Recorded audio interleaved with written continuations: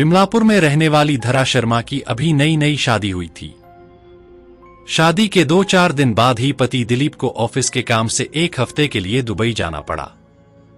धरा अपने अनुभव के बारे में बताती हैं कि एक रात जब वह अपने कमरे में अकेली सोई हुई थी तभी अचानक उनका टीवी चलना शुरू हो गया, जिससे वह चौंक गई।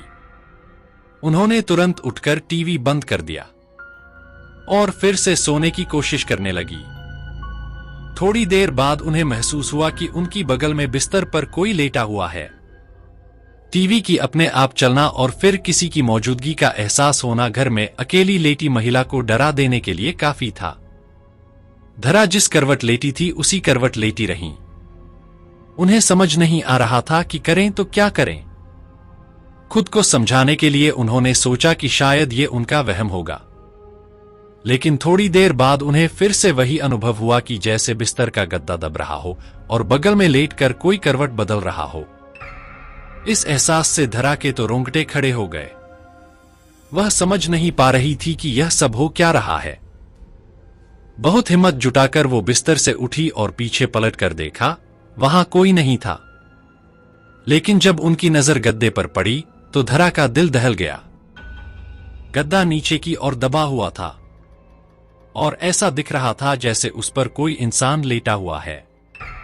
अब वह चिल्लाना चाहती थी पर खौफ और डर के मारे उनके हलक से आवाज तक नहीं निकली।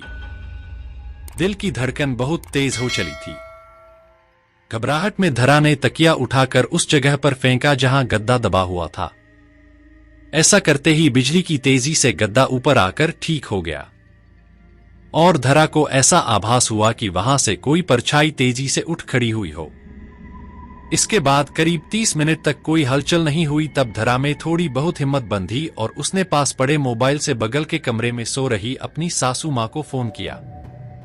उनकी सास तुरंत दौड़कर धरा के कमरे में आ गई और पूछने लगी कि क्या हुआ।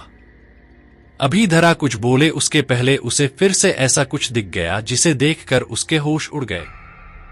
धरा ने देखा कि उसकी सासू मां के पीछे एक जवान औरत की धुंधली परछाई खड़ी थी। उसकी आंखों की जगह काले गहरे गड्ढे थे और उसका कद करीब करीब कमरे की छत जितना ऊंचा था। यह भयानक नजारा देखकर धरा वहीं बेहोश हो गई और उसी रात उन्हें अस्पताल में दाखिल करना पड़ा। डॉक्टर ने कहा कि डर के मारे उन्हें लो ब्लड प्रेशर की शिकायत हो चुकी है। धरा के ससुराल वाले वह मकान छोड़ने को राजी नहीं थे, इसलिए धरा आज भी अपने मायके में ही रहती है। दरअसल धरा के पति दिलीप की पहले भी एक शादी हो चुकी थी और उसके ऊपर दहेज की लालच में पहली पत्नी को जहर देकर मारने का मुकदमा भी चल रहा था। बदनामी के कारण दिलीप अपनी मां के साथ एक नए घर में आकर रहने लगा था, जबकि उसके पिता अभी भी पुराने घर की देखभाल कर रहे थे। धरा के परिवार वालों को शादी से पहले ये बात पता नहीं चल पाई, लेकिन इस भुतिया घटना के बाद जब धरा ने दिलीप को आप बीती सुनाई तो उसने पहली पत्नी का राज खोला। हालांकि उसका कहना था कि पत्नी को उसने जहर नहीं दिया था, बल्कि उसने खुद ही जहर खाकर जान दी थी। दोस्तों, कहानी कैसे लगा कमेंट बॉक्स में जरूर बताना। अच्छा लगा तो वीडियो को लाइक, शेयर और चैनल में नए आए हो तो सब्सक्राइब करके बेल आइकन को प्रेस जरूर कर देना, ताकि आगे आने वाले वीडियो की नोटिफिकेशन आपको सबसे पहले मिले। तो चलिए मिलते हैं किसी और नए कहानी के साथ, तब तक के लिए धन्यवाद।